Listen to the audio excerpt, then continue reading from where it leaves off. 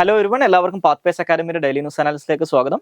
So ഇന്ന് നമ്മൾ discuss ചെയ്യാൻ പോകുന്ന topics forest certification scheme, PM Shri, gyrocopter air safari, direct tax, PM e bus Sewa scheme, telecom bill, mRNA in medicine, places in news ആയിട്ട് Svalbard region. അപ്പോൾ അതിൽ നമ്മൾ ആദ്യം ഡിസ്കസ് ചെയ്യാൻ പോകുന്നത് ഫോറസ്റ്റ് സർട്ടിഫിക്കേഷൻ സ്കീമിനെ കുറിച്ചാണ്. സോ ഇന്ത്യയുടെ പുതിയ ഫോറസ്റ്റ് സർട്ടിഫിക്കേഷൻ സ്കീമുമായിട്ട് ബന്ധപ്പെട്ട് ഇന്നത്തെ ഇന്ത്യൻ എക്സ്പ്രസിന്റെ പേജ് 7 അവിടെ ഒരു ആർട്ടിക്കിൾ പബ്ലിഷ് ചെയ്തിട്ടുണ്ട്. സോ ഇപ്പോൾ എന്താണ് ഫോറസ്റ്റ് സർട്ടിഫിക്കേഷൻ എന്ന് ഫസ്റ്റ് ഓഫ് ഓൾ മനസ്സിലാക്കി ഈ സ്കീമിനെ കുറിച്ച് മനസ്സിലാക്കുന്നതിന് മുമ്പ്, സോ നമുക്കറിയാം ഫോറസ്റ്റുകൾ എന്ന് പറഞ്ഞു കഴിഞ്ഞാൽ ഒരു പ്രധാനപ്പെട്ട കാർബൺ സിങ്ക് ആണ്. അതായത് ഇവിടുത്തെ ക്ലൈമറ്റ് ചേഞ്ചിനെയൊക്കെ റെഗുലേറ്റ് ചെയ്യുന്ന കാര്യത്തിൽ അല്ലെങ്കിൽ ക്ലൈമറ്റ് ചേഞ്ചിൻ്റെ ഒക്കെ തോതിനെ കൺട്രോൾ ചെയ്യുന്ന കാര്യത്തിൽ നമ്മൾ ഒരുപാട് ഹെൽപ്പ് ചെയ്യുന്ന ഒരു സംഭവമാണ് ഫോറസ്റ്റ് എന്ന് പറയുന്നത്. അപ്പോൾ ഈ ഫോറസ്റ്റ് ഡീഗ്രഡേഷനും അതുപോലെ തന്നെ ഇല്ലീഗൽ ആയിട്ടുള്ള ലോഗിങ് അല്ലെങ്കിൽ ഇല്ലീഗൽ ആയിട്ടുള്ള മരം മുറിയൊക്കെ ഒഴിവാക്കുന്നതിന് വേണ്ടിയിട്ട്, അതിനെ റെഗുലേറ്റ് ചെയ്യുന്നതിന് വേണ്ടിയിട്ട് ലോകത്തിലുടനീളം ഉപയോഗിക്കുന്ന, എസ്പെഷ്യലി നോർത്ത് അമേരിക്കയിലും അതുപോലെ തന്നെ യൂറോപ്യൻ രാജ്യങ്ങളൊക്കെ ഉപയോഗിക്കുന്ന ഒരു മെത്തഡോളജിയാണ് ഫോറസ്റ്റ് സർട്ടിഫിക്കേഷൻ എന്ന് പറയുന്നത്. അതായത് ഇത്തരത്തിലുള്ള ഡീഫോറസ്റ്റേഷനിലൂടെയോ അല്ലെങ്കിൽ ഇല്ലീഗൽ ലോഗിങ്ങിലൂടെയോ അല്ല ഈ മരങ്ങൾ മാർക്കറ്റിലേക്ക് എത്തുന്നത്, വുഡ് മാർക്കറ്റിലേക്ക് എത്തുന്നതെന്ന് എൻഷുർ ചെയ്യാൻ വേണ്ടിയിട്ടാണ് ഈ ഫോറസ്റ്റ് സർട്ടിഫിക്കേഷൻ ഉപയോഗിക്കുന്നത്. അപ്പം നിലവിൽ ഈ ഫോറസ്റ്റ് സർട്ടിഫിക്കേഷൻ എന്ന് പറയുന്ന കാര്യം ചെയ്യുന്നത് ചില ഇന്റർനാഷണൽ ലെവലിലുള്ള പ്രൈവറ്റ് ഓർഗനൈസേഷൻസ് ആണ്. പക്ഷേ അവരുടെ സർട്ടിഫിക്കേഷൻ കാരണം ഇന്ത്യയിൽ നിന്ന് പോകുന്ന വുഡ് എക്സ്പോർട്സിന് ചില ഇന്റർനാഷണൽ മാർക്കറ്റിൽ ബാക്ക്ലാഷ് ഒക്കെ ഫേസ് ചെയ്യാൻ തുടങ്ങിയ ഒരു സാഹചര്യത്തിലാണ് ഇപ്പോൾ ഗവൺമെന്റ് ഓഫ് ഇന്ത്യ സ്വന്തമായിട്ട് ഒരു Indian forest and wood certification scheme അല്ലെങ്കിൽ IFWCS എന്ന് പറയുന്ന പുതിയൊരു പദ്ധതി ആരംഭിച്ചിട്ടുള്ളത്. ഓക്കെ, അപ്പോൾ ഇതാണ് ഈ ഫോറസ്റ്റ് സർട്ടിഫിക്കേഷൻ സ്കീമിനെ കുറിച്ച് ബേസിക് ആയിട്ട് പറയാനുള്ളത്. അപ്പോൾ ഇതിനകത്ത് ബേസിക്കലി ചെയ്യാൻ പോകുന്നത് ഈ പറയുന്ന Indian forest and wood certification സ്കീമിനകത്ത് സിംപ്ലി ചെയ്യാൻ പോകുന്നത് ഇത്രയേ ഉള്ളൂ. നേരത്തെ ഇന്റർനാഷണൽ ലെവലിലുള്ള പ്രൈവറ്റ് പ്ലേയേഴ്സ് ചെയ്തതിന് പകരമായിട്ട് ഗവൺമെന്റ് ഈ ഫോറസ്റ്റ് സർട്ടിഫിക്കേഷൻ ഇഷ്യൂ ചെയ്യും. ഓക്കെ, അത് ഈ സർട്ടിഫിക്കേഷൻ എന്ന് പറയുന്നത് ഇപ്പോൾ ഈ പറയുന്ന ഇന്ത്യൻ മാർക്കറ്റിൽ ഓപ്പറേറ്റ് ചെയ്യുന്ന നേരത്തെ ഞാൻ പറഞ്ഞല്ലോ ഫോറിൻ സർട്ടിഫിക്കേഷൻ ഏജൻസീസ് ആണ് ചെയ്തുകൊണ്ടിരുന്നത്. അതിന് പകരം ഗവൺമെന്റ് ഈ കാര്യം ചെയ്യും. സോ അപ്പോൾ അത് കുറച്ചും കൂടി ഈ പറയുന്ന ഇന്ത്യയിൽ നിന്ന് പോകുന്ന വുഡ്സിന് കുറച്ചും കൂടി ഒരു ഗ്രേറ്റർ ടെസ്റ്റും അതുപോലെ തന്നെ ട്രാൻസ്പെറൻസി ഒക്കെ കൊണ്ടുവരാൻ സാധിക്കും എന്നാണ് ഗവൺമെന്റ് ഇതിലൂടെ ഉദ്ദേശിക്കുന്നത്. അപ്പോൾ എന്താണ് ഫോറസ്റ്റ് സർട്ടിഫിക്കേഷൻ എന്നുള്ള കാര്യം മനസ്സിലാക്കുക, എന്തുകൊണ്ടാണ് ഗവൺമെന്റ് ഓഫ് ഇന്ത്യ ഇപ്പോൾ നമ്മുടെ സ്വന്തമായിട്ടുള്ളൊരു ഫോറസ്റ്റ് സർട്ടിഫിക്കേഷൻ കൊണ്ടുവന്നിട്ടുള്ളതെന്നും മനസ്സിലാക്കുക. ഇനി അടുത്ത ടോപ്പിക്ക് PM ശ്രീ എന്ന് പറയുന്ന സ്കീമാണ്. സോ ഈ PM ശ്രീയുമായിട്ട് ബന്ധപ്പെട്ട് ഇന്നത്തെ ഇന്ത്യൻ എക്സ്പ്രസിന്റെ പേജ് 7 തന്നെ ഇതിനെക്കുറിച്ച് ഒരു റിപ്പോർട്ട് ഉണ്ട്. സോ അതായത് ഇന്ത്യയിലുള്ള 6 സ്റ്റേറ്റുകളും യൂണിയൻ ടെറിട്ടറീസും ഈ പറയുന്ന PM ശ്രീ നടപ്പിലാക്കുന്നതുമായിട്ട് ബന്ധപ്പെട്ട് MOUs അല്ലെങ്കിൽ മെമ്മോറാണ്ടം ഓഫ് അണ്ടർസ്റ്റാൻഡിങ് ഇതുവരെ സൈൻ ചെയ്തിട്ടില്ല എന്നാണ് പറയുന്നത്. അതുപോലെ തന്നെ ഇപ്പോൾ പ്രതിപക്ഷ പാർട്ടികൾ ഭരിക്കുന്ന സ്റ്റേറ്റുകളാണ് ഇത്തരത്തിൽ സൈൻ ചെയ്യാത്ത മെജോറിറ്റി സ്റ്റേറ്റുകളും. അതുപോലെ തന്നെ ഇത്തരത്തിൽ ആം ആദ്മി പാർട്ടി ഭരിക്കുന്ന പഞ്ചാബ് ഗവൺമെന്റും ഇതിൽ നിന്ന് വിഡ്രോ ചെയ്യുന്ന കാര്യം കൺസിഡർ ചെയ്യുന്നുണ്ട് അല്ലെങ്കിൽ അത് പ്രപ്പോസ് ചെയ്യുന്നുണ്ട് എന്ന് പറയുന്നുണ്ട്. അപ്പോൾ ആ ഒരു കോണ്ടെക്സ്റ്റിൽ എന്താണ് ഈ PM ശ്രീ സ്കീം എന്ന് മനസ്സിലാക്കുക. സോ PM ശ്രീ ഇതൊരു ഷോർട്ട് ഫോം ആണ്. ശ്രീ എന്നുള്ളതുകൊണ്ട് ഉദ്ദേശിക്കുന്നത് സ്കൂൾ ഫോർ റൈസിങ് ഇന്ത്യ എന്നുള്ളതാണ്. So PM school for rising India എന്നാണ് PM ശ്രീ എന്നുള്ളതുകൊണ്ട് ഉദ്ദേശിക്കുന്നത്. ഇത് 2022 ടീച്ചേഴ്സ് ഡേ അല്ലെങ്കിൽ അധ്യാപക ദിനത്തിലാണ് ഗവൺമെന്റ് ഓഫ് ഇന്ത്യ ഈ സ്കീം പ്രപ്പോസ് ചെയ്യുന്നത് അല്ലെങ്കിൽ ലോഞ്ച് ചെയ്യുന്നത്. ഇതൊരു സെൻട്രലി സ്പോൺസേർഡ് ആയിട്ടുള്ള സ്കീമാണ്. അപ്പോൾ ഇതിന്റെ ഉദ്ദേശം എന്ന് പറയുന്നത് ഇന്ത്യയിൽ ഓൾറെഡി ഉള്ള സ്കൂളുകളുടെ അപ്ഗ്രഡേഷൻ ആൻഡ് ഡെവലപ്മെന്റ് ആണ്. അപ്പോൾ അത്തരത്തിൽ ഏകദേശം 14,500 സ്കൂളുകളാണ് ഇന്ത്യയിൽ ഉടനീളം അപ്ഗ്രേഡ് ചെയ്യാനും ഡെവലപ്പ് ചെയ്യാനും വേണ്ടിയിട്ട് ഇതിന്റെ ഭാഗമായിട്ട് പോകുന്നത്. ഓക്കെ, സോ ഇതിന്റെ ലക്ഷ്യം എന്ന് പറയുന്നത് ഈ നിലവിലുള്ള എക്സിസ്റ്റിംഗ് ആയിട്ടുള്ള സ്കൂളുകളെ, സെലക്റ്റഡ് ആയിട്ടുള്ള എക്സിസ്റ്റിംഗ് ആയിട്ടുള്ള സ്കൂളുകളെ സ്ട്രെങ്തൻ ചെയ്യുക എന്നുള്ളതാണ് ഇതിലൂടെ ലക്ഷ്യം വെക്കുന്നത്. ഓക്കെ, അപ്പോൾ ഒരു നമ്മുടെ 21st സെഞ്ചുറിയിലേക്ക് ആവശ്യമായിട്ടുള്ള സ്കിൽ സെറ്റ് ഒക്കെ കിട്ടുന്ന രീതിയിലുള്ള സ്കൂളിങ്ങും കാര്യങ്ങളൊക്കെ മാറ്റുക എന്നുള്ളതാണ് ഇതിന്റെ ഭാഗമായിട്ട് പറയുന്നത്. അപ്പോൾ ഇതിന്റെ കൂടെ നിങ്ങൾ മനസ്സിലാക്കേണ്ട ഒരു കേസ്, ഇതിനെ മനസ്സിലാക്കേണ്ടത് നമ്മുടെ ന്യൂ എഡ്യൂക്കേഷൻ പോളിസിയുടെ ഒരു കോണ്ടെക്സ്റ്റിലും കൂടി ഈ ഒരു സ്കീമിനെ മനസ്സിലാക്കാൻ ശ്രമിക്കുക. ഇനി അടുത്തത് ഗൈറോകോപ്റ്റർ എയർ സഫാരിയാണ്. സോ ഈ ഗൈറോകോപ്റ്റർ എയർ സഫാരി എന്ന് പറയുന്നത് നമ്മുടെ ഇന്ത്യൻ സ്റ്റേറ്റ് ആയിട്ടുള്ള ഉത്തരാഖണ്ഡ് ഇന്ത്യയിൽ ആദ്യമായിട്ട് ഈ ഗൈറോകോപ്റ്റർ എയർ സഫാരി ആരംഭിച്ചിട്ടുണ്ട്. ഈ ഗൈറോകോപ്റ്റർ എന്ന് പറയുന്നത് നമ്മുടെ ഹെലികോപ്റ്റേഴ്സിന് വളരെ സിമിലർ ആയിട്ടുള്ള ഒരു ഏരിയൽ വെഹിക്കിളാണ്. കണ്ടു കഴിഞ്ഞാൽ ഹെലികോപ്റ്ററിന് വളരെ സമാനമായിട്ട് തോന്നും, പക്ഷേ കുറച്ചും കൂടി വലിപ്പം കുറവാണ്. പക്ഷേ ഹെലികോപ്റ്ററുകളിൽ നിന്ന് ഗൈറോകോപ്റ്ററിന്റെ ഒരു വ്യത്യാസം എന്താണെന്ന് വെച്ച് കഴിഞ്ഞാൽ ഹെലികോപ്റ്റർ പോലെ തന്നെ ഗൈറോകോപ്റ്ററിനും ഒരു റോട്ടർ ഉണ്ടാവും. റോട്ടർ എന്ന് പറഞ്ഞു കഴിഞ്ഞാൽ ഹെലികോപ്റ്ററിന്റെ മുകളിൽ നിങ്ങൾക്ക് ഒരു ഫാൻ പോലൊരു സാധനം കാണാൻ പറ്റും. അതുപോലെ അതിനെയാണ് റോട്ടർ എന്ന് വിളിക്കുന്നത്. അങ്ങനെ ഒരു റോട്ടർ ഉണ്ടാവും. പക്ഷേ ഹെലികോപ്റ്ററിൻ്റെ കേസിൽ ഹെലികോപ്റ്ററിൻ്റെ റോട്ടർ എന്ന് പറയുന്നത് അതാണ് അതിൻ്റെ പവർ സോഴ്സ്. അതായത് ഹെലികോപ്റ്ററിൻ്റെ റോട്ടർ പ്രവർത്തിക്കുന്നത് ഒരു എഞ്ചിൻ വെച്ചിട്ടാണ്. ഓക്കെ.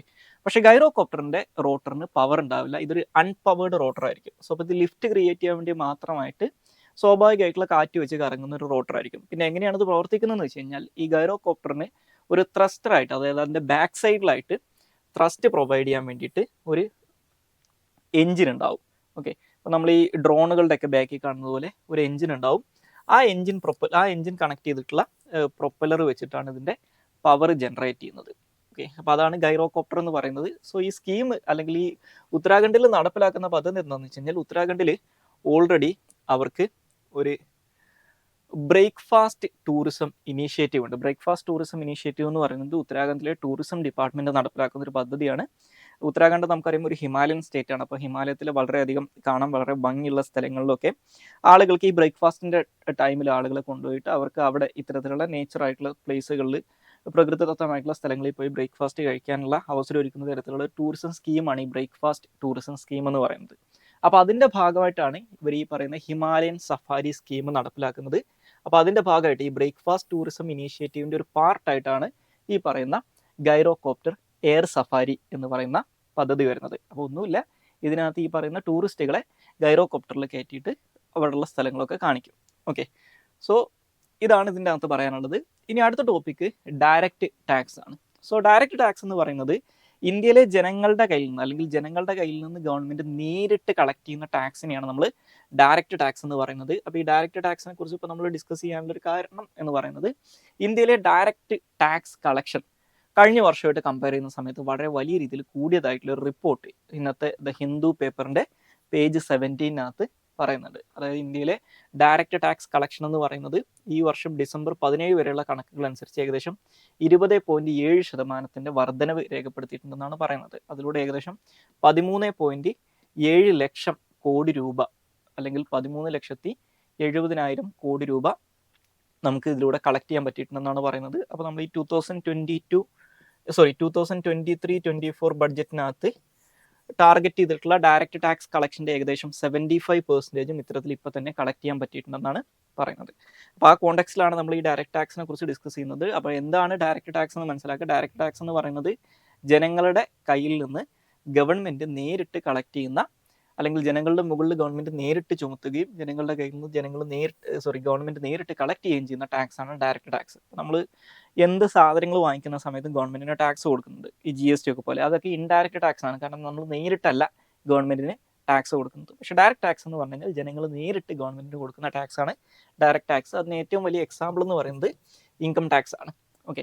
സോ അപ്പോൾ ഇന്ത്യയിൽ ഡയറക്റ്റ് ടാക്സുമായിട്ട് ബന്ധപ്പെട്ടുള്ള കാര്യങ്ങൾ നോക്കുന്നത് central board of direct taxes എന്ന് പറയുന്ന ഒരു ബോഡി ഉണ്ട്. അവരാണ് ഈ പറയുന്ന ഡയറക്റ്റ് ടാക്സസുമായിട്ട് ബന്ധപ്പെട്ടുള്ള കാര്യങ്ങളൊക്കെ ചെയ്യാനുള്ള ഗവൺമെന്റൽ ഏജൻസി എന്ന് പറയുന്നത്. അപ്പോൾ ഇനി ഡയറക്റ്റ് ടാക്സസിനുള്ള എക്സാമ്പിൾ ആയിട്ട് നമുക്ക് എടുക്കാൻ പറ്റുന്നത് property tax, income tax, gift tax, capital gains tax, ഇങ്ങനെയുള്ളതൊക്കെ ഡയറക്റ്റ് ടാക്സിനുള്ള എക്സാമ്പിൾസ് ആയിട്ട് പറയാം. ഇനി അടുത്ത ടോപ്പിക്ക് PM-E ബസ് സേവ സ്കീമാണ്. സോ ഈ PM-E ബസ് സേവ സ്കീം എന്ന് പറയുന്നത് 2023 August 16 government of India launch ചെയ്തിട്ടുള്ള ഒരു ഗവൺമെന്റൽ സ്കീമാണ് അല്ലെങ്കിൽ ഒരു പദ്ധതിയാണെന്ന് പറയാം. അപ്പോൾ ഈ പദ്ധതിക്കകത്ത് ലക്ഷ്യം വെക്കുന്നത് ഇന്ത്യയിലുള്ള സിറ്റികളിലുള്ള ബസ് ഓപ്പറേഷൻസ് എന്ന് പറഞ്ഞാൽ പബ്ലിക് ട്രാൻസ്പോർട്ടേഷൻ ആണെന്ന് മനസ്സിലാക്കുക. ബസ് ഓപ്പറേഷൻസിനെ ഓഗ്മെന്റ് ചെയ്യാൻ വേണ്ടിയിട്ടുള്ള ഒരു പദ്ധതിയാണിത്. അപ്പോൾ ഈ പദ്ധതിയുടെ ഭാഗമായിട്ട് ഏകദേശം 10,000-ഓളം electric buses public private partnership മോഡലിൽ ഇന്ത്യയിൽ ഡിഫറെന്റ് സിറ്റികളിലായിട്ട് ഡിപ്ലോയ് ചെയ്യും എന്നാണ് പറയുന്നത്. അപ്പോൾ ഇതിൻ്റെ ഒരു എയിം ആയിട്ട് പറയുന്നത് അർബൻ ട്രാൻസ്പോർട്ടേഷൻ എഫിഷ്യൻസി, അതായത് നഗരമേഖലകളിലുള്ള ഗതാഗത സമ്പ്രദായം അല്ലെങ്കിൽ ട്രാൻസ്പോർട്ടേഷൻ എഫിഷ്യൻസി വർദ്ധിപ്പിക്കുക, അതുപോലെ തന്നെ എൻവിയോൺമെന്റലി ഫ്രണ്ട്ലി ആയിട്ടുള്ള പ്രാക്ടീസസിനെ പ്രൊമോട്ട് ചെയ്യുക. ഓക്കെ. സോ നമുക്കറിയാം ഈ പറയുന്ന പബ്ലിക് ട്രാൻസ്പോർട്ടേഷൻ എന്ന് പറയുന്നത് ഓൾറെഡി എന്താണ് ഒരു കുറച്ചും കൂടി എൻവിയോൺമെന്റൽ ഫ്രണ്ട്ലിയാണ്. അപ്പോൾ നമ്മൾ ആളുകളെല്ലാവരും സ്വന്തമായിട്ട് കാറുകളിലോ അല്ലെങ്കിൽ ബൈക്കുകളിലോ യാത്ര ചെയ്യുന്നതിനെക്കാട്ടിലും ബെറ്ററാണ് കുറേ ആൾക്കാർ ഒരു ബസ്സിൽ പോകുന്നത്. കാരണം അതിൻ്റെ എൻവിയോൺമെന്റൽ ഫുട് പ്രിന്റ് എന്ന് പറയുന്നത് അല്ലെങ്കിൽ അതിൻ്റെ കാർബൺ എമിഷൻ എന്ന് പറയുന്നത് കമ്പാരിറ്റീവ്ലി ലെസർ ആയിരിക്കും. രണ്ടാമത്തത് ഇതിനകത്ത് ഇലക്ട്രിക് ബസ്സസ് ആണ് പ്രൊവൈഡ് ചെയ്യുന്നത്. സോ അതായത് കുറച്ചും കൂടി എൻവിയോൺമെന്റൽ ഫ്രണ്ട്ലി ആണ്. സോ ഇപ്പോൾ എൻവിയോൺമെന്റൽ ഫ്രണ്ട്ലി ആയിട്ടുള്ള പ്രാക്ടീസസിനെ പ്രൊമോട്ട് ചെയ്യുക എന്നീ 2 കാര്യങ്ങളാണ് ഈ പദ്ധതിയുടെ ലക്ഷ്യങ്ങളായിട്ട് പറയുന്നത്. ഇനി അതുപോലെ തന്നെ ഈ പദ്ധതി നടപ്പിലാക്കാൻ പോകുന്ന സിറ്റികൾ എന്ന് പറയുന്നത് 3 ലക്ഷമോ അതിൽ കൂടുതലോ പോപ്പുലേഷനുള്ള സിറ്റികളിലാണ് ഇത് നടപ്പിലാക്കാൻ പോകുന്നത്. അപ്പോൾ ഈ പോപ്പുലേഷൻ എന്ന് പറയുന്നത് 2011 സെൻസസ് അനുസരിച്ചിട്ടുള്ള പോപ്പുലേഷനാണ് കണക്കാക്കുന്നത്. അപ്പോൾ ഇതിനകത്ത് ഇന്ത്യയിലുള്ള എല്ലാ യൂണിയൻ ടെറിട്ടറീസിൻ്റെയും ക്യാപിറ്റൽ സിറ്റീസ് ഇതിനകത്ത് കവേർഡ് ആണ്. അതുപോലെ തന്നെ നോർത്ത് ഈസ്റ്റേൺ പാർട്ടിലുള്ള നമ്മുടെ നോർത്ത് ഈസ്റ്റേൺ ഇന്ത്യയിലുള്ള സിറ്റികൾ, അതുപോലെ തന്നെ ഹില്ലി സ്റ്റേറ്റുകളിലുള്ള സിറ്റികൾ, ഓക്കെ, ഇവരുടെയൊക്കെ ക്യാപിറ്റൽ സിറ്റീസ് ഇതിനകത്ത് കവർ ചെയ്യുന്നുണ്ടെന്ന് മനസ്സിലാക്കുക. അതുപോലെ തന്നെ ഈ പദ്ധതി കുറച്ചും കൂടി കോൺസെൻട്രേറ്റ് ചെയ്യുന്നത് നിലവിൽ കൃത്യമായിട്ട് ഓർഗനൈസ്ഡ് ആയിട്ടുള്ള പബ്ലിക് ഈ ബസ് സർവീസസ് ഇല്ലാത്ത സിറ്റികൾക്കാണ് ഈ ഒരു പദ്ധതിയിൽ കൂടുതൽ ഊന്നൽ നൽകുന്നത്. ഓക്കെ, ഇനി അടുത്ത ടോപ്പിക്ക് ടെലികോം ബില്ലാണ്. അതായത് ഇപ്പോൾ ഇന്ത്യൻ പാർലമെന്റ് ഇപ്പോൾ റീസെൻ്റ്ലി പാസ്സാക്കിയിട്ടുള്ള ഒരു, അല്ലെങ്കിൽ പാർലമെന്റിൽ അവതരിപ്പിക്കപ്പെട്ടിട്ടുള്ള ഒരു ബില്ലാണ് ടെലി കമ്മ്യൂണിക്കേഷൻ ബിൽ 2023 എന്ന് പറയുന്നത്. അപ്പോൾ ഈ ബില്ല് കൊണ്ട് ഉദ്ദേശിക്കുന്നത് നമ്മുടെ ഇന്ത്യയിൽ ഓൾറെഡി ടെലികോം സെക്ടറിനെ റെഗുലേറ്റ് ചെയ്യാൻ വേണ്ടി യൂസ് ചെയ്യുന്ന കുറേ നിയമങ്ങളുണ്ട്. അതിൽ പല നിയമങ്ങളും ഒരുപാട് ഔട്ട്ഡേറ്റഡ് ആണ്. അപ്പോൾ ആ നിയമങ്ങളെ റീപ്ലേസ് ചെയ്തുകൊണ്ട്, അതായത് ആ നിയമങ്ങളെ റിപ്പീൽ ചെയ്യുകയും അതിന് പകരമായിട്ട് വരികയും ചെയ്യുന്നത്. അതായത് ആ നിയമങ്ങൾ റീപ്ലേസ് ചെയ്യുന്നതെന്ന് മാത്രമല്ല, ആ നിയമങ്ങളിൽ പല പല നിയമങ്ങളിലായിട്ടാണ് ടെലികോമിനെ കുറിച്ച് പറയുന്നത്. അപ്പോൾ ആ നിയമങ്ങൾ മുഴുവനായിട്ട് കൺസോൾട്ടേറ്റ് ചെയ്യും കൂടി ചെയ്യുന്നുണ്ട്. അപ്പോൾ ഒരു സിംഗിൾ ലോ ആയിട്ട് മാറ്റുക എന്നുള്ളതാണ് ഇതിൻ്റെ ലക്ഷ്യം എന്ന് പറയുന്നത്. അപ്പോൾ അത്തരത്തിൽ 1885 ഇന്ത്യൻ ടെലിഗ്രാഫ് ആക്ട്, അതുപോലെ തന്നെ 1933 ഇന്ത്യൻ വയർലെസ് ടെലിഗ്രഫി ആക്ട്, അതുപോലെ തന്നെ 1950 telegraph virus unlawful possession act 1950 എന്നീ 3 നിയമങ്ങളെ കൺസോൾട്ടേറ്റ് ചെയ്യുകയും ഈ 3 നിയമങ്ങളെ റീപ്ലേസ് ചെയ്യുകയും ചെയ്യുന്ന ഒരു നിയമമാണ് ടെലികമ്മ്യൂണിക്കേഷൻ ബില്ല് എന്ന് പറയുന്നത്. അതുപോലെ തന്നെ അത് കൂടാതെ telecom regulatory authority of India അല്ലെങ്കിൽ ട്രായ് ആക്ട് 1997 ഉണ്ട്. അതിനകത്ത് ചില മാറ്റങ്ങളും ഈ ബില്ല് കൊണ്ടുവരുന്നുണ്ട്. അപ്പോൾ ഇനി ഈ ബില്ലിനകത്ത് പറയുന്ന പ്രധാനപ്പെട്ട ഫീച്ചേഴ്സ് എന്തൊക്കെയാണെന്ന് നോക്കിക്കഴിഞ്ഞാൽ, ഒന്ന്, ഈ ടെലികോം സെക്ടറുമായിട്ട് ബന്ധപ്പെട്ടിട്ടുള്ള ചില കാര്യങ്ങളിൽ ഗവൺമെന്റിന്റെ പ്രയർ ഓതറൈസേഷൻ ആവശ്യമാണെന്ന് പറയുന്നുണ്ട്. അപ്പോൾ എന്തിനൊക്കെയാണ്? ഒന്ന്, ടെലി കമ്മ്യൂണിക്കേഷൻ സർവീസസ് പ്രൊവൈഡ് ചെയ്യാൻ ഗവൺമെന്റിന്റെ പ്രയർ ഓതറൈസേഷൻ വേണം. അതുപോലെ തന്നെ ഈ ടെലി കമ്മ്യൂണിക്കേഷൻ നെറ്റ്വർക്കുകൾ എസ്റ്റാബ്ലിഷ് ചെയ്യാനും ഓപ്പറേറ്റ് ചെയ്യാനും മെയിൻറ്റെയിൻ ചെയ്യാനും എക്സ്പാൻഡ് ചെയ്യണമെങ്കിലും ഗവൺമെന്റിന്റെ, അതായത് സെൻട്രൽ ഗവൺമെന്റിന്റെ പ്രയർ പെർമിഷൻ വേണം. അതുപോലെ തന്നെ റേഡിയോ എക്യുപ്മെന്റുകൾ, ഇപ്പോൾ വയർലെസ് സെറ്റുകൾ പോലുള്ള റേഡിയോ എക്യുപ്മെന്റുകൾ കൈവശം വെക്കാനും ഗവൺമെന്റിന്റെ മുൻകൂർ അനുമതി വേണം. ഇനി അതുപോലെ തന്നെ നമ്മൾ ഈ ടെലികോം സെക്ടറുമായിട്ട് ബന്ധപ്പെട്ട് എല്ലാ കാലത്തും വിവാദമാകുന്ന ഒരു കാര്യമാണ് ഈ സ്പെക്ട്രം അലോക്കേഷൻ എന്ന് പറയുന്നത്. അപ്പോൾ ഈ സ്പെക്ട്രം അലോക്കേഷന് ഓപ്ഷനിലൂടെ ആയിരിക്കും പ്രൊവൈഡ് ചെയ്യുക എന്ന് പറയുന്നത്. പക്ഷേ ചില എക്സെപ്ഷണൽ സിറ്റുവേഷൻസിൽ ഈ ഓപ്ഷനിലൂടെ അല്ലാതെ എന്ത് ചെയ്യാം, ഗവൺമെന്റിന് ഈ സ്പെക്ട്രം ഒരു അഡ്മിനിസ്ട്രേറ്റീവ് ബേസിസിൽ അലോക്കേറ്റ് ചെയ്യാനും പറ്റുമെന്ന് പറയുന്നത്. പക്ഷേ ആ അഡ്മിനിസ്ട്രേറ്റീവ് ബേസിൽ ഓപ്ഷനിലൂടെ അല്ലാതെ, ലേലം വിളിയിലൂടെ അല്ലാതെ സ്പെക്ട്രം അലോക്കേറ്റ് ചെയ്യാൻ പറ്റുക ഒന്ന് നാഷണൽ സെക്യൂരിറ്റി ആൻഡ് ഡിഫൻസുമായിട്ട് ബന്ധപ്പെട്ടിട്ടുള്ള കാര്യങ്ങൾക്ക്, disaster management, weather forecasting, transportation, satellite services, DTH പോലുള്ള satellite services, satellite telephony, BSNL, MTNL, അതുപോലെ തന്നെ പബ്ലിക് ബ്രോഡ്കാസ്റ്റിംഗ് സർവീസസ്, ഇവർക്കൊക്കെ വേണ്ടിയിട്ടുള്ള സ്പെക്ട്രം അലോക്കേഷൻ ആണെങ്കിലാണ് ഇത് ഓപ്ഷന്റെ അടിസ്ഥാനത്തിലല്ലാതെ അഡ്മിനിസ്ട്രേറ്റീവ് ബേസിസിൽ കൊടുക്കാൻ പറ്റുക എന്ന് പറയുന്നത്. ഇതാണ് രണ്ടാമത്തെ കാര്യം. മൂന്നാമത്തത്, ഗവൺമെന്റിന് ഈ പറയുന്ന ടെലികോം സെക്ടറിലുള്ള ചില അധികാരങ്ങൾ കൂടുതൽ വർദ്ധിപ്പിച്ചു കൊടുക്കുന്നുണ്ട്. ഉദാഹരണത്തിന് ഈ മെസ്സേജുകൾ, അല്ലെങ്കിൽ ഒരു ക്ലാസ് ഓഫ് മെസ്സേജസ്, 2 അതിലധികമോ ആൾക്കാർ തമ്മിലുള്ള മെസ്സേജസ് ഗവൺമെന്റിന് ഇന്റർസെപ്റ്റ് ചെയ്യാനും മോണിറ്റർ ചെയ്യാനും ബ്ലോക്ക് ചെയ്യാനും ഒക്കെ ഉള്ള അധികാരം ചില സർട്ടൻ ഗ്രൗണ്ട്സ് പറയുന്നുണ്ട്. ആ ഗ്രൗണ്ട്സിൽ ഇത് ചെയ്യാനുള്ള അധികാരം ഈ ബില്ല് കൊടുക്കുന്നുണ്ട്. അപ്പോൾ എന്തൊക്കെയാണ് ആ ഗ്രൗണ്ട്സ് എന്ന് ചോദിച്ചു കഴിഞ്ഞാൽ, ഒന്ന് പബ്ലിക് ഇൻട്രസ്റ്റ്, ഓക്കെ, അല്ലെങ്കിൽ പബ്ലിക് സേഫ്റ്റി, അല്ലെങ്കിൽ പബ്ലിക് എമർജൻസി, ഓക്കെ, ഇങ്ങനെയുള്ള കാര്യങ്ങളുടെ പേരിൽ ഇത്തരത്തിൽ മെസ്സേജുകൾ ഇന്റർസെപ്റ്റ് ചെയ്യാനോ അല്ലെങ്കിൽ ബ്ലോക്ക് ചെയ്യാനോ അല്ലെങ്കിൽ മോണിറ്റർ ചെയ്യാനൊക്കെ ഗവൺമെന്റിന് പറ്റും. അപ്പോൾ ഇതിനകത്ത് എന്താണ് ഈ ഇൻട്രസ്റ്റുകൾ എന്നുള്ളത്, ഈ പറയുന്ന പബ്ലിക് ഇൻട്രസ്റ്റ് അല്ലെങ്കിൽ പബ്ലിക് സേഫ്റ്റി എന്നൊക്കെ ഉള്ളതുകൊണ്ട് ഉദ്ദേശിക്കുന്നതെന്ന് വെച്ച് കഴിഞ്ഞാൽ, security of the state, prevention of incitement on offence, അതായത് ഏതെങ്കിലും ആക്രമണം നടത്താനുള്ള ആഹ്വാനം തടയാൻ, പബ്ലിക് ഓർഡർ മെയിൻറ്റെയിൻ ചെയ്യാൻ, ഇങ്ങനെയുള്ള കാര്യങ്ങളുടെയൊക്കെ പേരിലാണ് ഗവൺമെന്റിന് ഈ അധികാരം ഉപയോഗിക്കാൻ പറ്റുക. അതുപോലെ തന്നെ ഇതേ കാരണങ്ങളുടെ പേരിൽ എന്ത് ചെയ്യാം, ഗവൺമെന്റിന് ഈ പ്രദേശങ്ങളിലുള്ള ടെലികോം സർവീസസ് സസ്പെൻഡ് ചെയ്യാൻ പറ്റും. നമ്മുടെ ഇന്ത്യയിലെ ഏറ്റവും നൊട്ടോറിയസ് ആയിട്ടുള്ള കാര്യങ്ങളിലൊന്നാണ് ഈ പറയുന്ന ഇന്റർനെറ്റ് സസ്പെൻഷൻ എന്ന് പറയുന്നത്. ലോകത്തിലെ ഏറ്റവും പ്രാവശ്യം അല്ലെങ്കിൽ ഏറ്റവും കൂടുതൽ ഇന്റർനെറ്റ് സർവീസസ് സസ്പെൻഡ് ചെയ്യുന്ന രാജ്യങ്ങളിലൊന്നാണ് ഇന്ത്യ എന്ന് പറയുന്നത്. സോ അപ്പോൾ അത്തരത്തിൽ ഇന്റർനെറ്റ് സർവീസസ് സസ്പെൻഡ് ചെയ്യാനുള്ള അധികാരവും ഈ കാരണങ്ങളുടെ പേരിൽ സസ്പെൻഡ് ചെയ്യാനുള്ള അധികാരവും ഗവൺമെന്റിന് ഈ ബില്ല് കൊടുക്കുന്നുണ്ട്. അതുപോലെ തന്നെ ഈ പറയുന്ന ഈ പബ്ലിക് എമർജൻസിക്ക് വേണ്ടിയിട്ടോ, അതുപോലെ തന്നെ പബ്ലിക് സേഫ്റ്റിക്ക് വേണ്ടിയിട്ടോ ഈ ടെലികോം ഇൻഫ്രാസ്ട്രക്ചർ, ഓക്കെ, ഈ ടെലികോം ഇൻഫ്രാസ്ട്രക്ചർ, ടെലികോം നെറ്റ്വർക്ക് അല്ലെങ്കിൽ സർവീസസ് ഒക്കെ ഗവൺമെന്റിന് വേണമെങ്കിൽ താൽക്കാലികമായിട്ട് ടേക്ക് ഓവർ ചെയ്യാനുള്ള അധികാരവും ഈ നിയമം അല്ലെങ്കിൽ ഈ ബില്ല് കൊടുക്കുന്നുണ്ട്. ഇനി അതുപോലെ തന്നെ ഈ യൂസേഴ്സിനെ, അതായത് ഈ ടെലികോം സർവീസസിന്റെ ഉപഭോക്താക്കളെ സംരക്ഷിക്കാനുള്ള അല്ലെങ്കിൽ അവരുടെ താല്പര്യങ്ങൾ സംരക്ഷിക്കാനുള്ള ചില പ്രൊവിഷൻസും ഇതിനകത്തുണ്ട്. ഉദാഹരണത്തിന് ഇപ്പോൾ അഡ്വർടൈസിങ് മെസ്സേജുകൾ പോലത്തെ, ഇപ്പോൾ നമുക്ക് എല്ലാവർക്കും വരുന്നതാണ് ഈ സ്പാം ആയിട്ടുള്ള അല്ലെങ്കിൽ അഡ്വർടൈസ്മെന്റുമായിട്ട് ബന്ധപ്പെട്ടിട്ടുള്ള മെസ്സേജുകൾ ഇഷ്ടംപോലെ ഡംപ് ചെയ്യുന്ന ഒരു പരിപാടി ഉണ്ട്. സോ അപ്പോൾ ഇത്തരത്തിലുള്ള അഡ്വർടൈസ്മെന്റ് മെസ്സേജുകൾക്ക് പ്രയർ കൺസെന്റ് ആളുകളുടെ കയ്യിൽ നിന്ന് വാങ്ങിക്കണം എന്നുള്ളൊരു കാര്യം വേണമെങ്കിൽ ഗവൺമെന്റിന്, സെൻട്രൽ ഗവൺമെന്റിന് ചെയ്യാൻ പറ്റും. അതുപോലെ തന്നെ ഒരു do not disturb registry create ചെയ്യാൻ പറ്റും. അതുപോലെ തന്നെ ഈ മാൽവെയറുകൾ അല്ലെങ്കിൽ ഏതെങ്കിലും തരത്തിലുള്ള സ്പെസിഫൈഡ് ആയിട്ടുള്ള മെസ്സേജസ് ഒക്കെ അലോ ചെയ്യാൻ, ഓക്കെ, അല്ലെങ്കിൽ അത് റിപ്പോർട്ട് ചെയ്യാനുള്ള ഒരു മെക്കാനിസം വേണമെങ്കിൽ എന്ത് ചെയ്യാം, ഗവൺമെന്റിന് ക്രിയേറ്റ് ചെയ്യാം. അതുപോലെ തന്നെ ഈ ടെലികോം സർവീസസ് പ്രൊവൈഡ് ചെയ്യുന്ന എൻറ്റിറ്റീസ് ഇത്തരത്തിലുള്ള പരാതികൾ പരിഹരിക്കുന്നതിന് വേണ്ടിയിട്ട് ഒരു ഓൺലൈൻ മെക്കാനിസം ക്രിയേറ്റ് ചെയ്യണം. അതായത് ഇത്തരത്തിലുള്ള പരാതികൾ പരിഹരിക്കാൻ ഒരു ഓൺലൈൻ മെക്കാനിസം ക്രിയേറ്റ് ചെയ്യണമെന്നും വേണമെങ്കിൽ ഗവൺമെന്റിന് എന്ത് ചെയ്യാം, പറയാം. അപ്പോൾ ഇത്തരത്തിലുള്ള കാര്യങ്ങളൊക്കെ ചെയ്യാനുള്ള അധികാരവും ഗവൺമെന്റിന് കൊടുക്കുന്നുണ്ട്. ഇനി അതുപോലെ തന്നെ നേരത്തെ പറഞ്ഞ ട്രായ് ആക്ടിനകത്ത് 1997 ട്രായ് ആക്ടിനകത്ത് ചില മാറ്റങ്ങളും ഈ ബില്ല് കൊണ്ടുവരുന്നുണ്ട്. അപ്പോൾ ട്രായ് ആക്ടിനകത്ത് വരുന്ന മാറ്റങ്ങൾ എന്താണെന്ന് വെച്ച് കഴിഞ്ഞാൽ ബേസിക്കലി ട്രായ്ക്കകത്തുള്ള മെമ്പേഴ്സിൻ്റെ അതുപോലെ തന്നെ ട്രായ്ക്കകത്തുള്ള ചെയർപേഴ്സൻ്റെയും ക്വാളിഫിക്കേഷനകത്ത് ചെറിയൊരു മാറ്റം വരുത്തിയിട്ടുണ്ട്. ഇപ്പോൾ ട്രായ്ക്കകത്തുള്ള ചെയർപേഴ്സൻ്റെ ക്വാളിഫിക്കേഷനായിട്ട് at least 30 years of professional experience to serve as the chairperson എന്നാക്കിയിട്ടുണ്ട്. അതുപോലെ തന്നെ മെമ്പേഴ്സിനുള്ള ക്വാളിഫിക്കേഷനായിട്ട് at least 25 years of professional experience, 25 വർഷത്തെങ്കിലും പ്രൊഫഷണൽ എക്സ്പീരിയൻസ് വേണമെന്നുള്ള അഡീഷണൽ ആയിട്ടുള്ള ചില കാര്യങ്ങൾ ട്രായ് ആക്ടിനകത്ത് ആഡ് ചെയ്തിട്ടുണ്ട്. അതുപോലെ തന്നെ ഈ ടെലിഗ്രാഫ് ആക്ടിനകത്ത് പറയുന്ന ഒരു ഫണ്ടാണ് ഒരു യൂണിവേഴ്സൽ സർവീസ് ഒബ്ലിഗേഷൻ ഫണ്ട് എന്ന് പറയുന്നത്.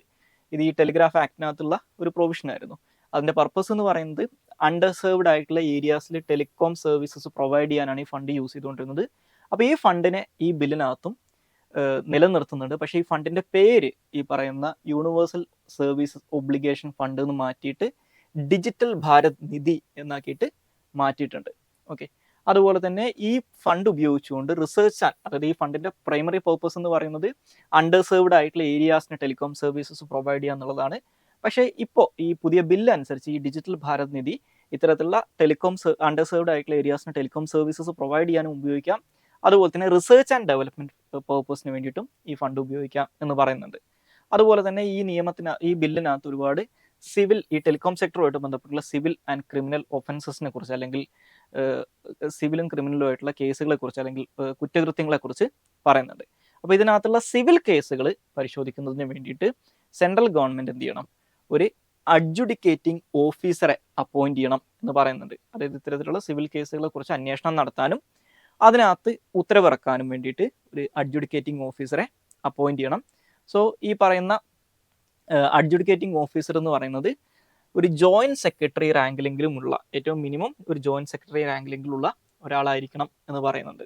ഓക്കെ, അപ്പോൾ അതിനകത്ത് ഈ അഡ്ജുഡിക്കേറ്റിംഗ് അതോറിറ്റിയുടെ തീരുമാനങ്ങളുടെ മുകളിൽ, ഈ അഡ്ജുഡിക്കേറ്റിംഗ് ഓഫീസറുടെ ഡിസിഷന്റെ മുകളിൽ വേണമെങ്കിൽ ഒരു ഡെസിഗ്നേറ്റഡ് ആയിട്ടുള്ള അപ്പലറ്റ് കമ്മിറ്റിയുടെ ഒരു അപ്പീൽ കമ്മിറ്റി ഉണ്ടാവും. അവരുടെ മുന്നിൽ 30 ദിവസത്തിനകത്ത് അപ്പീൽ കൊടുക്കാൻ പറ്റും. അപ്പോൾ ഈ അപ്പീൽ കമ്മിറ്റിയിലെ മെമ്പേഴ്സ് എന്ന് പറയുന്നത് അഡീഷണൽ സെക്രട്ടറി റാങ്കിലെങ്കിലുള്ള ഉദ്യോഗസ്ഥരായിരിക്കണം എന്ന് പറയുന്നുണ്ട്. ഇനി അപ്പീൽസ് കമ്മിറ്റിയുടെ തീരുമാനത്തിന്റെ മുകളിൽ വേണമെങ്കിൽ നമ്മുടെ ഇന്ത്യയിൽ ഓൾറെഡി ഒരു TDSAT എന്ന് പറയുന്ന ഒരു ട്രിബ്യൂണലുണ്ട്. ടെലികോമുമായിട്ട് ബന്ധപ്പെട്ടിട്ടുള്ള ഡിസ്പ്യൂട്ടുകൾ സെറ്റിൽ ചെയ്യാൻ വേണ്ടിയിട്ടുള്ള ഒരു ട്രിബ്യൂണലാണ്. ആ ട്രിബ്യൂണലിന്റെ മുന്നിൽ വേണമെങ്കിൽ എന്ത് ചെയ്യാം, ഈ അപ്പീൽ കമ്മിറ്റിയുടെ തീരുമാനത്തിന്റെ മുകളിൽ 30 ദിവസത്തിനകത്ത് TDSATയുടെ അടുത്ത് അപ്പീൽ പോകാൻ പറ്റും. ഇനി അടുത്ത ടോപ്പിക്ക് mRNA ഇൻ മെഡിസിൻ എന്നുള്ളതാണ്. സോ ഈ mRNA എന്ന് പറയുന്നത് നമ്മുടെ ഇപ്പോൾ വലിയ ഇതിൽ നമുക്കൊക്കെ ഫെമിലിയർ ആയിട്ട് മാറുന്നത് ഈ കോവിഡ് വാക്സിനേഷൻസിനകത്ത് അല്ലെങ്കിൽ കോവിഡ് വാക്സിൻസിനകത്ത് ചില വാക്സിൻസ് എങ്കിലും mRNA ബേസ്ഡ് ആയിരുന്നു. അപ്പോൾ mRNA എന്ന് പറയുന്നത് മെസഞ്ചർ RNA എന്നാണ് ഇതുകൊണ്ട് ഉദ്ദേശിക്കുന്നത്.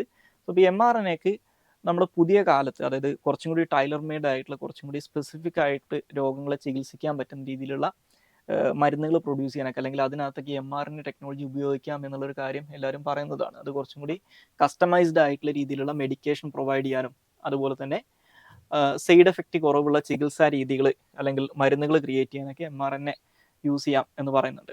അപ്പോൾ ഇതിൻ്റെ ബെനിഫിറ്റ്സ് ഈ mRNA ബേസ് ചെയ്തിട്ടുള്ള മെഡിസിൻസിൻ്റെ അല്ലെങ്കിൽ വാക്സിൻസിൻ്റെ ഒക്കെ ബെനിഫിറ്റ് ആയിട്ട് പറയുന്നത് ഈ mRNA ബേസിക്കലി എന്താണ്, ഇതൊരു മെസ്സഞ്ചർ RNA ആണ്. അപ്പോൾ അതുകൊണ്ട് തന്നെ ഇതൊരു ജനറ്റിക് ഇൻഫർമേഷൻ്റെ മെസ്സഞ്ചറായിട്ട് വർക്ക് ചെയ്യും. അപ്പോൾ അതുകൊണ്ട് തന്നെ DNA-യുടെ അടുത്തുനിന്ന് ഇപ്പോൾ ഈ പറയുന്ന സെല്ലുലാർ ഫങ്ഷൻസിന് വേണ്ടിയിട്ടുള്ള വളരെ ക്രൂഷ്യൽ ആയിട്ടുള്ള പ്രോട്ടീൻസ് പ്രൊഡ്യൂസ് ചെയ്യാനുള്ള മെസ്സേജസ് ഒക്കെ ഈ mRNA-യിലൂടെ നമുക്ക് സെല്ലുകൾക്ക് പ്രൊവൈഡ് ചെയ്യാൻ പറ്റും.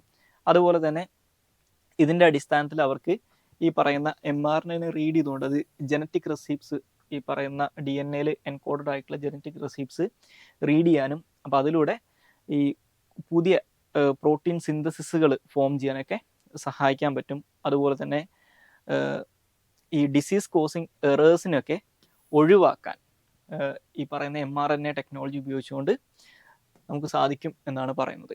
ഇനി അതുപോലെ തന്നെ ഇതിൻ്റെ മറ്റൊരു ബെനിഫിറ്റ് എന്ന് പറയുന്നത് mRNAs എന്ന് പറയുന്നത്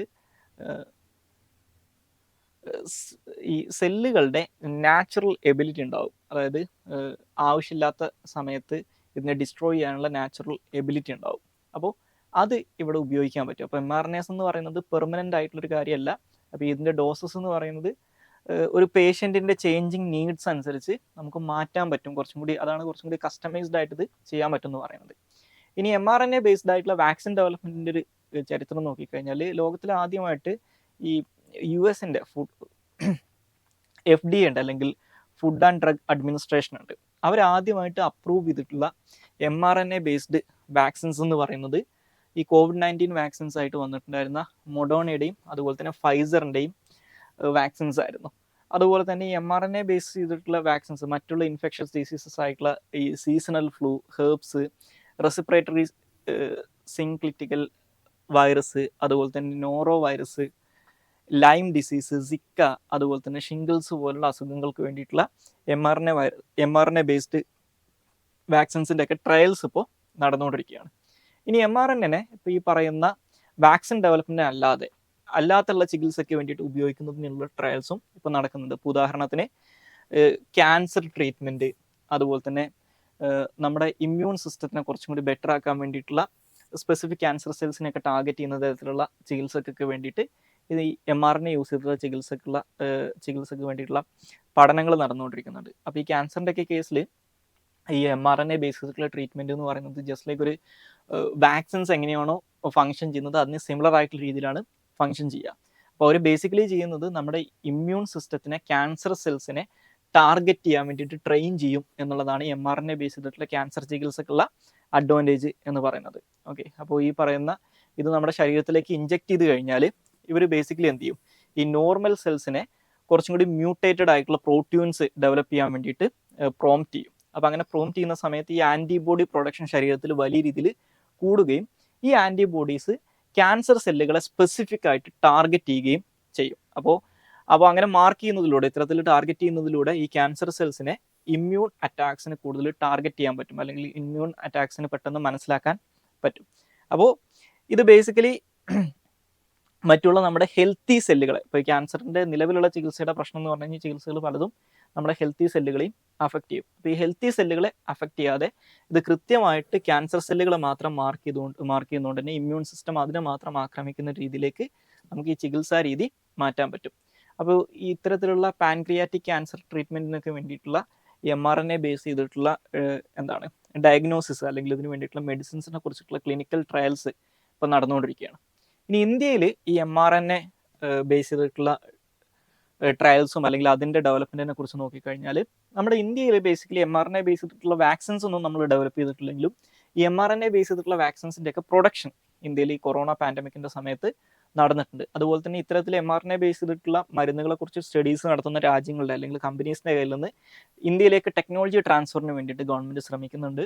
ഇതുമായിട്ട് ബന്ധപ്പെട്ടുള്ള റിസർച്ച് ആൻഡ് ഡെവലപ്മെൻറ്റ് ഇന്ത്യയിൽ തന്നെ എസ്പെഷ്യലി നമ്മുടെ ഇന്ത്യൻ കൗൺസിൽ ഓഫ് മെഡിക്കൽ റിസർച്ചിൻ്റെ കീഴിൽ നടക്കുന്നുണ്ട്. അതുപോലെ തന്നെ ഡിഫറെൻറ്റ് റിസർച്ച് യൂണിവേഴ്സിറ്റീസിൻ്റെ കയ്യിലും അതുപോലെ തന്നെ ബയോടെക്നോളജിയായിട്ട് ബന്ധപ്പെട്ടുള്ള ചില പ്രൈവറ്റ് കമ്പനീസിലൊക്കെ ഇത് നടക്കുന്നുണ്ട്. ഇനി മറ്റൊന്ന് ഈ mRNA ഡെവലപ്പ് ചെയ്യാൻ വേണ്ടിയിട്ടുള്ള കപ്പാസിറ്റി ബിൽഡിങ്ങിന് വേണ്ടിയിട്ട്, ഓക്കെ, ഇതിനുള്ള മാനുഫാക്ചറിങ് കേപ്പബിലിറ്റീസ് ബിൽഡ് ചെയ്യുക, ഓക്കെ, അതുപോലെ തന്നെ അപ്പോൾ അതിനൊക്കെ വേണ്ടിയിട്ടുള്ള കാര്യങ്ങളും ഗവൺമെൻറ്റിൻ്റെ ഭാഗത്തുനിന്ന് വരുന്നുണ്ട്, ഗവൺമെൻറ്റിൻ്റെ ഭാഗത്തുനിന്നും പ്രൈവറ്റ് ബോഡീസിൻ്റെ ഭാഗത്തുനിന്നും. അതുപോലെ തന്നെ mRNA റെഗുലേറ്റ് ചെയ്യുന്നതിന് വേണ്ടിയിട്ടുള്ള റെഗുലേറ്ററി ഫ്രെയിം വർക്കിനെ കുറിച്ച് ഈ drug control general of India അല്ലെങ്കിൽ DCGI, ബേസിക്കലി അവരാണ് ഇന്ത്യയിലെ ഫാർമസ്യൂട്ടിക്കൽ ആൻഡ് മെഡിക്കൽ ഡിവൈസസിൻ്റെ ഒക്കെ റെഗുലേറ്ററി അതോറിറ്റി എന്ന് പറയുന്നത്. അപ്പോൾ അവർ ഇതുമായിട്ട് ബന്ധപ്പെട്ടുള്ള റെഗുലേറ്ററി ഫ്രെയിം വർക്കിനകത്ത് കാര്യമായിട്ട് ശ്രദ്ധ കേന്ദ്രീകരിക്കുന്നതൊക്കെ പറയുന്നുണ്ട്. ഇനി അവസാനത്തെ ടോപ്പിക് പ്ലേസസ് ന്യൂസ് ആണ്. അത് സ്വാൽബാർഡ് റീജിയൻ ആണ്. സോ ഈ സ്വാൽബാർഡ് എന്ന് പറയുന്നത് നോർവേയുടെ, സ്കാൻഡിനേവിയൻ രാജ്യമായിട്ടുള്ള നോർവേയുടെ നോർത്തേൺ സൈഡിലായിട്ട് കിടക്കുന്ന ഒരു ആർച്ചിപ്പലാഗോൺ അല്ലെങ്കിൽ ഒരു ഗ്രൂപ്പ് ഓഫ് ഐലൻഡ്സ് ആണ് ഈ സ്വാൽബാർഡ് എന്ന് പറയുന്നത്. ഈ ഭാഗത്തായിട്ട് സ്ഥിതി ചെയ്യുന്നതാണ് സ്വാൽബാർഡ് എന്ന് പറയുന്നത്. ഓക്കെ, അപ്പോൾ ഈ സ്വാൽബാർഡ് നേരത്തെ അറിയപ്പെട്ടുകൊണ്ടിരുന്നത് സ്പിറ്റ്സ്ബർഗൻ എന്നുള്ള പേരിലാണ് ഈ ഒരു റീജിയൻ നേരത്തെ അറിയപ്പെട്ടുകൊണ്ടിരുന്നത്. സോ ഇതൊരു ഗ്രൂപ്പ് ഓഫ് ഐലൻഡ്സ് ആണ്, ആർച്ചിപ്പലാഗോ ആണ്, നോർവേയുടെ ഭാഗമാണ്.